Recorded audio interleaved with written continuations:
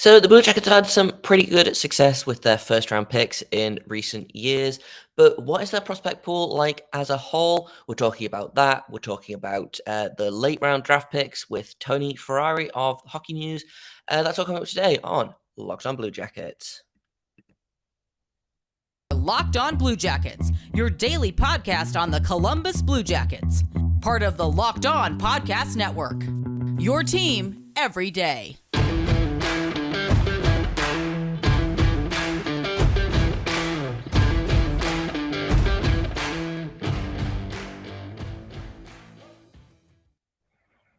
Hello and welcome to Locked On Blue Jackets. We're part of the Locked On Podcast Network, your team every day. I am, as always, your host, Jay Foster, here to bring you the news, the stories, the excitement, and everything else about your favorite team and mine, the Columbus Blue Jackets. Before we get started, I want to thank everyone for making this your first listen of the day every day. Locked On Blue Jackets is free and available on all podcast platforms, and we are also over on YouTube. So if you haven't checked out the YouTube channel, then I recommend it. It's pretty neat over there. So let's get into today's episode. We've got Tony Ferrari here, noted, very smart man, draft expert. And I thought we would have a little bit of a chat about the later round draft picks in general of the 2022 draft. And we also talk a little bit about kind of the prospect pool as a whole. So I'm just going to get right into it. So the Blue Jackets had a pretty exciting offseason so far, and that all kind of kicked off with the entry draft where the Blue Jackets selected, I think, 7 new prospects. So we're going to talk a little bit about that. We're going to talk a little bit about the prospect system in general because it's looking pretty good. And I decided the best person to kind of talk about that would be very smart man and draft expert Tony Ferrari, who is a friend of the show and is joining us again today to talk about the baby Blue Jackets. How's it going, Tony? Not too bad. It was a fun little draft for the Blue Jackets, I'll say. Yeah, we did some things I was expecting and some things I was not expecting. So I guess let's kind of kick it off with a general. How did the Blue Jackets do in this draft in general, do you think? I think they did really well. I loved their top 2 picks and getting a defenseman for each side. Juracek fits exactly what the Blue Jackets need. A guy like Matejchuk coming in as well, which you just kind of envision those two as a pairing going into the future, whether it's a top pairing or second pairing. It's just a really fun mix of just Juracek being that nasty defensive guy who can kind of do a little bit of everything, who has some really fun offensive traits to his game too, so don't discount him there. And then you have Matejchuk, who's just this wild horse that you're like, what's he gonna do next? And it's pretty fun to watch both those two play. Juracek has that mean streak, like I mentioned. He's been suspended a couple times overseas, so you can only expect a little bit more of that mean stuff coming over to the NHL when he gets here. And he's pretty close to NHL already too, so it won't be too long before you have to see him. And then as I went through the draft, Luca Del Bel Belluz, Jordan Dumais, Kirill Delzhenkov. I think that's we'll go with Delzhenkov. But they had some fun draft picks. There's certainly some guys with intrigue. Yeah, I followed the first round pretty closely. Super excited about Juracek. One of my, I think, Blue Jackets hot takes is going to be that he makes the opening net roster in October. I don't think anyone would be surprised about that. Really liked the Matejchuk pick, even though disappointed the Nazar and Lambert was still on the board, and we went with Matejchuk, but it's fine. Mostly. And then kind of in the later round picks, I was kind of doing a little bit of research because I didn't follow it super closely. I was familiar with Del Bel Belluz. Jordan Dumais is a name that I hadn't heard until the Blue Jackets drafted him. And then it turns out that he was 3rd in the entire QMJHL for scoring this season. But unfortunately, he's 5'8" and therefore is only worthy of a 3rd round draft pick, I guess. Yeah, it was really interesting to see where he was going to get drafted because he led all draft eligibles. He topped Shane Wright, topped everybody else from the CHL in scoring. I think it was 114 or 115 points or something crazy like that. He had a really ridiculous season, but he's a small player, like you said, 5'8", 5'7", and he plays like a small player. And I think that's the biggest issue with his game is when you look at a guy like Alex DeBrincat or someone else that's small that's made the NHL, Braden Point, even a Matthew Savoy, who was a guy drafted in this year's draft, who is roughly a little bit bigger, but roughly the same size. They get to the middle of the ice. They get to those dangerous areas. They get to the kind of willing to kind of go through traffic. Whereas Dumais is this incredibly skilled playmaker who's able to thread the needle so well that he doesn't need to. He plays on the perimeter. He's a very much a perimeter player. And maybe that limits him at the NHL level. But I think this guy has some playmaking ability that will translate at the end of the day. I think there's an ability for him to get to the next level. Is he going to be a Jeremy Bracco, or is he going to be a guy that kind of makes it into the NHL and is able to kind of translate those tools and everything? Because when Dumais does get to the middle of the ice, he does some really fantastic things. He's got really good hands. He's got some ability to kind of weave and bob through traffic. I think his skating needs to come up a little bit. I think you'd like to see a guy that small be a little bit quicker, a little bit faster. But he's got really good hands. He's got a really good playmaking ability. He's got a pretty decent shot from in close too as well. So he's got the ability to score. It's whether or not he's going to be willing to commit to going to those dangerous areas of the ice that a lot of the smaller players don't want to go to. Coming up in a minute, I've got more of my conversation with Tony. But first, I want to tell you about BetOnline, because it is the fastest and easiest way to check in on all your betting needs. You can find all your favorite sports and events at the #1 online source for odds, lines, and games. You can find reviews and news of every league, including Major League Baseball, the NFL, the NBA, the NHL, combat sports, esports, even things like golf. I know there was a big baseball day yesterday with the trade deadline. I bet you could have put money on who was going to end up on what team, because BetOnline continues to be the top online resource for all your sports wagering information, from live in-game betting, scores, and podcasts. They have you covered. So head to BetOnline today. That is betonline.net, or use your mobile device to learn more about the action happening, because BetOnline is where the game starts. Yeah, for sure. And it's going to be really interesting, I think, to see how smaller players do in the Blue Jacket system this season, because obviously we've just picked up Johnny Gaudreau, noted small player that was going to be terrible in the NHL, and then turns out actually he can really play. Kent Johnson as well, another smaller player. So I think it's going to be really interesting to kind of, I don't think Dumais is going to be as good as either of those two guys, but I think it could be really interesting to see how a smaller player kind of fits into the Blue Jacket system, and maybe be like, okay, well, this is kind of a similar path that we can see Dumais taking in, 3-4 years down the line, maybe. Yeah, and it was really interesting because when Dumais was drafted, he even mentioned Johnny Gaudreau as a guy that he looks up to, and he wants to play like, and he wants to do things like at the NHL level. So it's funny that, because Johnny Gaudreau obviously wasn't there when Dumais was drafted, but he got drafted there. Now he's kind of going to be able to come in, and maybe Johnny Gaudreau puts him under his wing a little bit. It kind of introduces him to how he made it to the league and how he weaved through some of the obstacles that comes with being a smaller player in the NHL. Yeah, for sure. It's weird to think about him as a veteran player. I know that we're doing like a prospect thing and not a Johnny Gaudreau thing, but the thing about Johnny Gaudreau is that he's 28, and now he's got all of these kids that are like, I watched Johnny Gaudreau play when I was growing up, and like Kent Johnson wears 13 because of Gaudreau, and that always makes me laugh that he's younger than me and is still somehow a veteran in this league. Yeah, it's one of those things where I'm like, as soon as guys are starting to go, I grew up watching Sidney Crosby. I'm like, God damn it. And now they're like, I grew up. My favorite thing now is you listen to some of these draft eligibles, and I interview them all the time and stuff. And they're like, oh yeah, Mitch Marner. It's been a guy I grew up watching. I'm like, Mitch Marner? Gosh. What are you talking about? The guy's been in the league like a year and a half. He's been in the league 6 years almost now. It's like, oh my goodness. God, I hate this. Yeah, we're getting old. It's bad out here. But to kind of talk a little bit more about kind of prospect in general. So you've been doing these kind of prospect overviews, I guess, over at the Hockey News, the Hockey Writer. The Hockey News. Hockey News. You've been doing these prospect profiles over at the Hockey News, and the Blue Jackets one I read, really, really great. So I want to talk kind of a little bit about that in terms of the Blue Jackets seem to have refilled their prospect pool, I think, way faster than anyone kind of was really considering, because obviously Yarmo kind of not really sold the farm for that one playoff push where they finally won a series, but I think that was the draft. They only had 2 picks in that draft. Yeah. It was like a 4th round pick and a 7th round pick or something.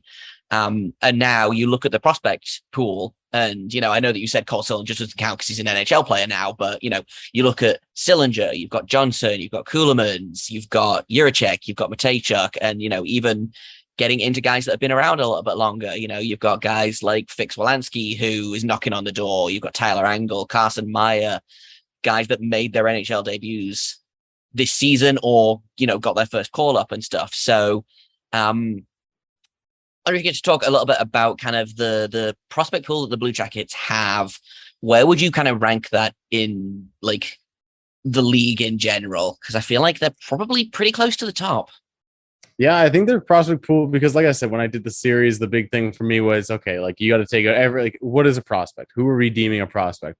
In my mind, I kind of went, anyone 24, 25 is going to be stretching it, and anyone that's burned the rookie status is eliminated. So that's what Cole Sillinger wasn't included in this necessarily. But I did mention him because he is such a young player. He's an 18-year-old in the NHL last year, and other teams have guys like that too. And so just going off the players that I deemed prospects for this thing, I'd say they're in like close to the top 10 of the prospect pools in the league. Like they've got a really interesting prospect pool because they have guys at every position. I think that's a really enviable thing. I think I was just looking over a Minnesota Wild prospect pool earlier today, and it's kind of the same thing. It's like you have guys at every position that are not only necessarily going to be stars, but they're guys that you can rely on being NHLers going forward. It's not these boomer bust guys that some other teams have. Like you have a Jiricek, you have a Den Matejchuk, even going other guys. You have Carson Kuhlman, Stanislav Svozil, Aiden Hreshchuk on the back end, Kirill Marchenko, Kent Johnson, James Malatesta, Liam Foudy, who somehow still a prospect, it seems. Kirill Marchenko, like I said, Luca Del Bel Belluz, who they just drafted. And then you have the young players already on the roster. Look at guys like Cole Sillinger. Kent Johnson's going to be on the roster this year. He's going to be making the team and being a difference maker at the NHL level. Even looking at other players on this Blue Jackets team, they have guys that aren't necessarily old guys yet. So it's a really interesting young group of talent. And it's going to be fun to see where they kind of grow in the next little bit, because they are this really kind of deepish prospect pool who has this talent, and which guys are going to work out to their full potential. And not every single player that's at the top of their prospect pool is going to work out to be what we all hope they can be, but they're going to get a few hits, a few misses, and then there's going to be some guys that surprise. So I think Columbus has done a really good job. And like you mentioned, it was a big point in the article I wrote too, is after that 2019 run, I think it was, that they loaded up. They got Duchesne, Dzingel, everyone like that. They kept Panarin and Bobrovsky. They went into that draft with basically no draft picks, and everyone was like, what are they doing? Like, this is not a team that's going to compete for a cup necessarily. They're going to maybe win a round or two, and they upset Tampa, which was awesome. It's tons of fun to see. And I mean, you basically just upset the Dragon, who went back and won 2 Stanley Cups and went to a third cup final. But at the end of the day, like, Columbus won a round, and then Jarmo was like, I don't care that I'm a madman and I did this. I'm going to reload real quick. In a minute, we're going to talk to Tony a little bit more about this year's draft, about a prospect pool in general. That's all coming up next on Locked On Blue Jackets. Because that prospect pool at the time wasn't all that strong. It was a decent prospect pool. It was fine. It wasn't great, but it was fine. And he's done a really good job of reloading quickly, getting some high-end guys. I think you look at guys like Igor Chinnikov, who was a pick that was a little bit maligned, but he seems to be doing a half-decent job at the NHL level. He was doing really good at the AHL level as well. So Jarmo seems to have this magic touch of finding guys at picks that aren't necessarily high-end picks. And then when he does get the high picks like he did this year, he's nailing the picks. So I think he's doing a pretty good job of building up this prospect pool. Yeah, I do think he got a little bit of help from Philadelphia, who decided to go with just the most Philadelphia pick in Cutter Gauthier. And like, because that was the thing. I think the top 4 was pretty set. And then I was like, right, 5 could be interesting. And then they picked Cutter Gauthier, and I was like, thank God, because I had talked myself into David Jiricek being a Blue Jacket, and I was really, really excited for it, and I'm glad that it happened. But I want to talk about kind of a couple of names on the list that I feel like we spend a lot of time talking about, you know, the Jiriceks, the Johnsons, players like that. Aiden Hreshchuk is a name that is really interesting to me. So he's the player, I believe they got him for Max Domi when they flipped Max Domi at the deadline. What can you tell me about about Hreschuk, because he's a name that I didn't hear a lot about, and then he's kind of slowly been popping up a little bit more. And I think there might be kind of something there for Blue Jackets players to kind of, well, the development team to work with.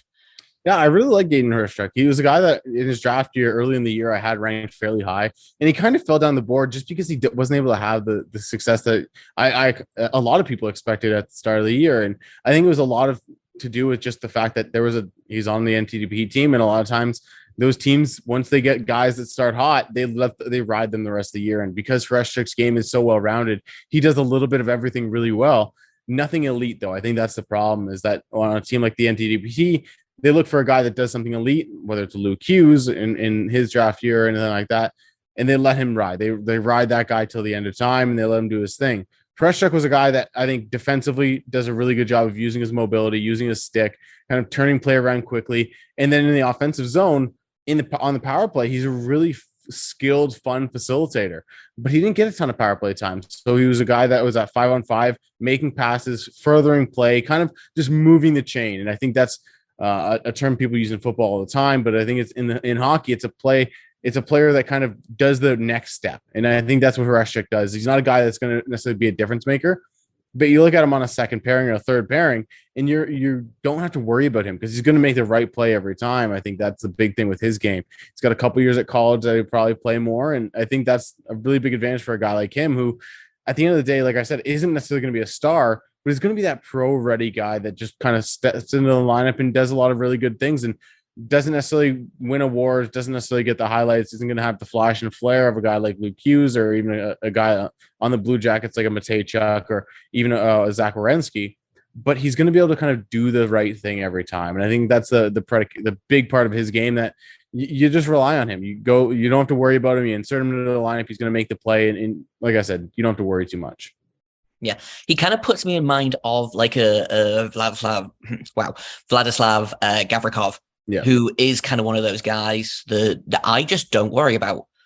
You know, he's not big, he's not flashy. He's kind of, I always call him David Savard light, because he plays a kind of a similar role of, you slot him in on the second pairing, and he's probably going to play, 18 to 20 minutes a night, and it's going to be fine.